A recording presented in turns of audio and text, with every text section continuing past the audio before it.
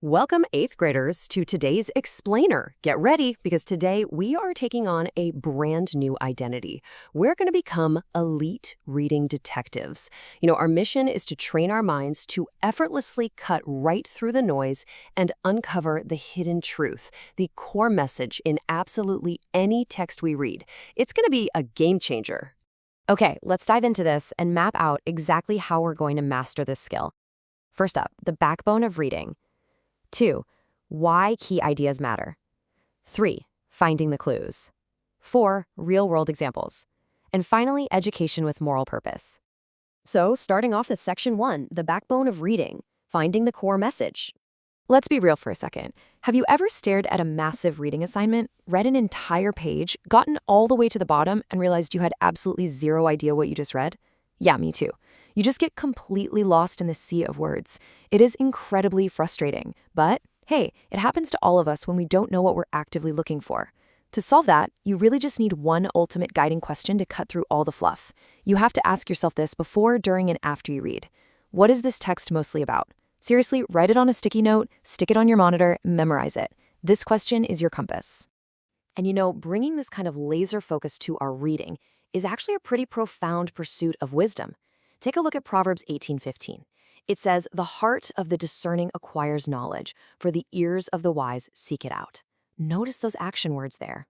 A truly wise student doesn't just passively sit there and let the words wash over them. No way. They actively, intentionally seek out that core knowledge. And that core knowledge actually has a name. We call it the key idea.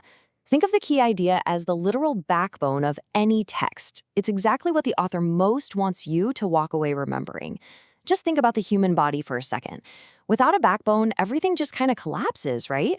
Well, it's the exact same with a piece of writing. Without a central supporting key idea, an article or a story just completely collapses into a confusing pile of random sentences.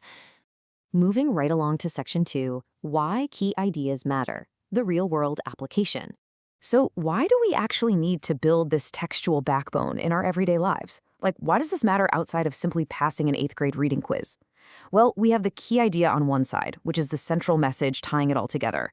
And on the other side, we have supporting details. And this brilliantly illustrates how authors work. They love adding extra examples, fun little anecdotes, and really engaging descriptions to make their writing interesting. But the key idea, that is the actual purpose of the writing. If you can't separate that main idea from all those extra supporting details, you're going to entirely misunderstand the whole point of the text. Honestly, when you learn to spot that main point, it is literally a life hack. It allows you to process information so much faster and make way better decisions. Whether you're scanning a breaking news article, reading a complex historical document, or honestly, even just trying to follow a really complicated set of instructions to build some furniture, finding that key idea completely prevents misunderstandings. It makes sure you grasp the primary message every single time. All right, Section 3, finding the clues, the detective's toolkit. Let's move to oral and see how this builds a foolproof procedure for reading comprehension.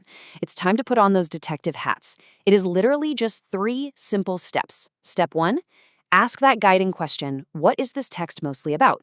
Step 2, scan the text looking for specific clues. And step 3, once you think you've nailed down the key idea, you test it. You have to make sure it can stand completely alone as a complete thought without needing a whole bunch of extra explanation. Now, about those clues in step 2, what exactly are we hunting for here? Well, you want to look for topic sentences. Those are usually hiding out at the very beginning or the end of paragraphs. You also want to track repeated words or concepts. If an author keeps saying it over and over, it definitely matters. And keep your eyes peeled for transition phrases, stuff like most importantly or in conclusion. When an author drops these words, they are practically waving a giant flag that screams, hey, the main idea is right here. Section 4, real-world examples, putting the toolkit to the test. Let's put this brand new toolkit to the test. Now, what's really interesting about this slide is how clearly we can see the difference between just a simple topic and a fully formed key idea. Take a look at the science text example at the bottom there. The topic is super basic, just 2 words, how photosynthesis works. But remember step 3 from our toolkit? A key idea absolutely must stand alone as a complete thought. So the key idea transforms into a full sentence. Plants use sunlight to create food through photosynthesis. See the difference? The whole shebang. Same goes for the news article. The topic might be local school builds community garden, But the key idea expands to tell us the why, that the community came together to provide fresh produce for students. Okay, let's briefly hit pause on the lesson right here for a rapid-fire knowledge check. See if you can answer these. Why is identifying key ideas important? Can you name just one clue an author leaves? What about an example of a key idea from a story about teamwork?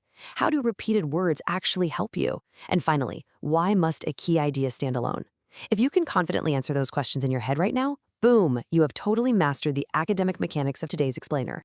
Which brings us to Section 5, Education with Moral Purpose, the heart of wisdom. Because mastering the mechanics, that's really only half the journey. We have to shift from how we read to why we learn. So, the crucial point is this. Education without morality will hurt. I want you to think about that deeply for a second. You could be the smartest person in the entire room, totally capable of synthesizing the most complex text in the world, but what is the point of being highly educated if you just continue to make bad choices that hurt yourself and the people around you? Right? Intelligence without a moral compass is literally like a powerful sports car without a steering wheel. Sure, it might go incredibly fast, but it is guaranteed to crash eventually. And this is exactly why intertwining biblical morality with your education is so absolutely essential. Just look at this promise from Romans 8:6-7. It promises literal peace of mind to everyone who keeps their mind spiritual. Combining your sharp, educated intellect with a spiritual mindset and biblical morality, that isn't just a nice little bonus thought. It is the ultimate goal of true learning. It is the exact thing that brings actual peace and success to your entire life experience.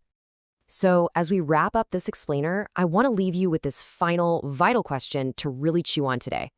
What is the point of being smart if you lack the moral wisdom to use it for good? As you step out of this lesson and back into the real world, my challenge to you is to use these new detective skills not just to ace your 8th grade reading tests, but to seek out truth, acquire true knowledge, and live a wise, deeply purposeful life.